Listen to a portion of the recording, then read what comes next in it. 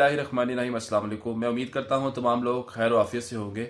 आज की वीडियो का जो हम टॉपिक है, आज की वीडियो में हम डिस्कस करेंगे कि जब एम्बेसी आपका वीज़ा जो है रिफ्यूज़ कर देती है तो आपका, चाहे वो एम्बेसी कोई भी हो, तो आपका जो है फर्स्ट स्टेप क्या होना चाहिए। तो आज की वीडियो में हम ये तमाम बातें डिस्कस करेंगे। तो अभी अभी तक अगर आपने हमारा चैनल सब्सक्राइब नहीं किया, उसको सब्सक्राइब कर लें और घंटी के बटन को जरूर दबा दीजिएगा। तो जी, सबसे पहला जो स्टेप है आपका, जब आप खुदा ना खास्ता आपका वीज़ा रिफ्यूज़ हो जाए, तो आपका स्टेप पहला ये होगा कि आपने ना तो घबराना है और ना ही परेशान होना है।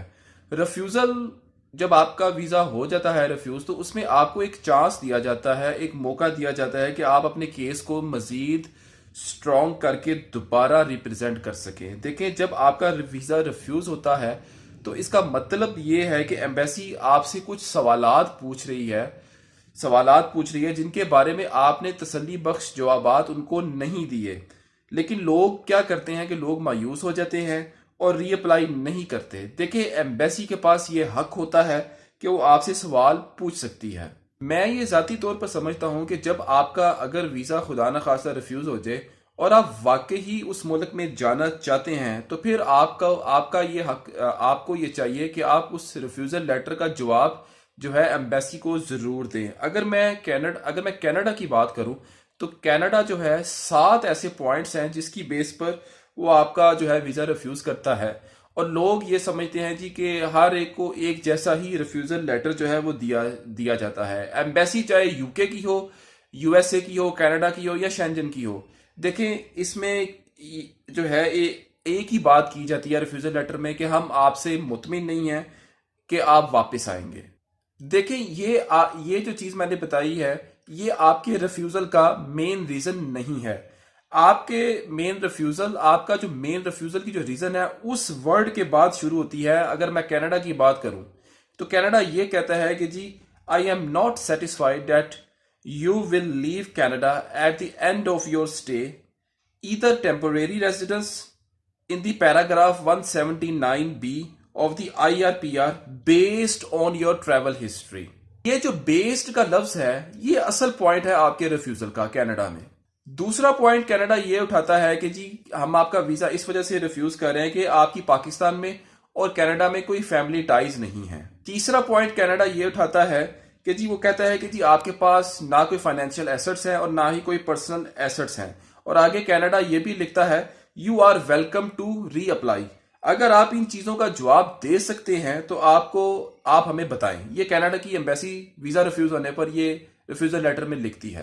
देखिए, कनाडा में 2 तरह के रिफ्यूजल आते हैं। एक प्रोफाइल बिजनेसमैन की है और उनके पास जेन्युइन इनविटेशन भी है कनाडा का वहां पर जाने का, और आपके पास फंड्स भी जो हैं वो मौजूद हैं, आपके पास ट्रैवल हिस्ट्री भी मौजूद है, और आप अप्लाई जब वीजा करते हैं तो एम्बेसी जो है आपका वीजा रिजेक्ट कर देती है कि आपके पास फंड्स नहीं है। और आपके पास 15 से 20 लाख जो है फंड भी होता है, आपने शो भी करवाया होता है, और आपने उनको ये भी बताया है कि मैं सैर करने के लिए जा रहा हूं, और आपने प्रॉपर एक ट्रैवल प्लान जो कनाडा की कंपनी से मंगवाया भी हुआ है। आपने ये भी बताया है उन्हें कि मैं प्रॉपर टैक्स पेयर भी हूं और मैं प्रॉपर बिजनेसमैन हूं और मैं सैर करने के लिए जा रहा हूं, लिहाजा मुझे वीजा इशू किया जाए। और आपके पास ट्रैवल हिस्ट्री भी है और आपका जो है एम्बेसी वीजा रिफ्यूज कर देती है इन तमाम चीजों के बावजूद भी।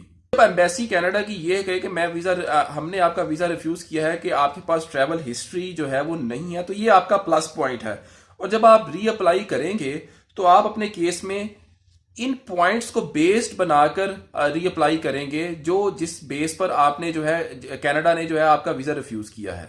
अब पॉइंट्स की बेस पर एक प्रॉपर पैराग्राफ्स में एक्सप्लेनेशन दी जाती है लेंथ में और डिटेल में कि जी, आपने मेरा ट्रैवल हिस्ट्री की बेस पर वीजा रिफ्यूज किया है, तो ये देखें जी, मैं यहां भी गया हूं और ये मेरी डेट्स है, मैं इन डेट्स में यहां गया हूं और मैंने वहां पर जाकर इतने जो है फंड्स जो है वो खर्च किए। अब अगर आपका जो दूसरी वजह से अगर आपका वीजा रिफ्यूज हो कि जी, आपकी जो है कनाडा में फैमिली टाइज ना होने की वजह से हमने आपका वीजा रिफ्यूज जो है वो कर दिया, तो ये भी आपका प्लस पॉइंट है। वो इसलिए कि जाहिर है कि जब किसी पर्सन की कनाडा में कोई फैमिली है ही नहीं, तो वो यही लिखेगा ना कि जी, मेरा उधर कोई रिलेटिव नहीं है। तो जब आप इस तरह के रिफ्यूजल में रीअप्लाई करेंगे तो आप लिखेंगे कि मेरी कनाडा में कोई फैमिली टाइज नहीं है, और अगर मेरी कनाडा में फैमिली टाइज होती तो मैं फैमिली विजिट वीजा अप्लाई करता। और अगर एम्बेसी आपका फंड्स ना होने की वजह से रिफ्यूज करे तो ये भी आपका प्लस पॉइंट है, क्योंकि आपने 15 से 20 लाख रुपया फंड जो है शो करवाए होते हैं।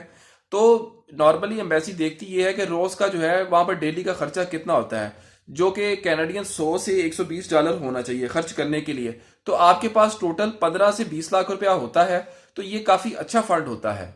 आप उन्हें रीअप्लाई करते वक्त रिक्वेस्ट लेटर में लिखें कि जी मेरे पास काफी फंड्स हैं, मैंने 15 से 20 लाख जो है फंड शो करवाए हैं, और इन फंड्स को जो है आप 3 हिस्सों में डिवाइड करें। आप उन्हें ये कहें कि अगर 15 लाख है तो इस 15 लाख में 5 लाख रुपया जो है मेरी सेविंग है, और 5 लाख रुपया जो है मैं उधर जाकर अपने ट्रिप पर कनाडा में खर्च करूंगा, और बाकी जो 5 लाख रुपया है वो मैं जब वापस आऊंगा तो मेरे दीगर जो होम कंट्री में जो अखराजात होंगे मैं उनको स्पेंड करूंगा। जब भी लेटर लिखें तो अपने फंड्स को डिवाइड करें कनाडा के वीजे के लिए। मेरी आपको स्ट्रॉन्ग राय ये है कि अगर आपका केस जेन्युइन है और आप जेन्युइन ट्रैवलर हैं और आप अगर आपका वीजा रिफ्यूज हुआ है तो आप फौरन रीअप्लाई करें। अगर आप फौरन रीअप्लाई नहीं करेंगे तो कुछ अरसे के बाद दोबारा अगर आप रीअप्लाई करेंगे तो एम्बेसी देखेगी कि जी इस शख्स ने पहले वीजा अप्लाई किया था और हमने इसका रिफ्यूज कर दिया था, तो लिहाजा इसे फौरन रीअप्लाई नहीं किया और ये कुछ अरसे के बाद जो है दोबारा अप्लाई कर रहा है। तो ये चीज जो है आपकी नेगेटिव, आपका एक नेगेटिव इंपैक्ट जाएगा। तो जब आपका केस रिफ्यूज हो जाए और आपको लगे कि वाकई मेरे पास स्ट्रॉन्ग रीजन है तो फिर भी उन्होंने रिफ्यूज कर दिया, तो आप फौरन रीअप्लाई करें। एक स्ट्रॉन्ग प्रोफाइल बनाने के लिए आपके पास चार पॉइंट्स बहुत मजबूत होने चाहिए। नंबर 1 यह है कि आपका सोर्स ऑफ इनकम जो है बहुत ज्यादा स्ट्रॉन्ग होना चाहिए कि आप पाकिस्तान में खुशहाल यानी कि अपने मुल्क में खुशहाल कैसे हैं। दूसरा पॉइंट, आपके पास आपका पर्पस ऑफ विजिट जो है बड़ा स्ट्रॉन्ग होना चाहिए। तीसरा पॉइंट यह है कि आपके पास जो है फंड्स होने चाहिए।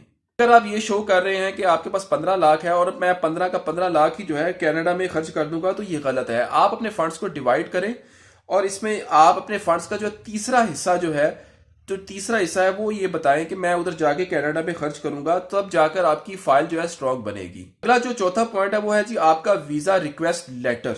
ये लेटर आपकी जिंदगी के बारे में डिफाइन करता है और जब आप इसको अच्छे तरीके से लिखेंगे तो आपको वीजा यकीनी तौर पर मिलेगा कनाडा का। तो ये थी हमारी वीडियो के वीजा रिफ्यूज अगर हो जाए और खासतौर पर कनाडा का, तो आपको जो है क्या करना चाहिए। तो उम्मीद है कि आपको वीडियो जो है पसंद आई होगी। तो इस हवाले से अगर आपके ज़हन में कोई सवाल हो तो आप हमसे रब्ता कर सकते हैं। व्हाट्सएप नंबर पर आप हमें मैसेज भी कर सकते हैं। अब तक के लिए इतना ही, बहुत शुक्रिया। अल्लाह हाफिज़।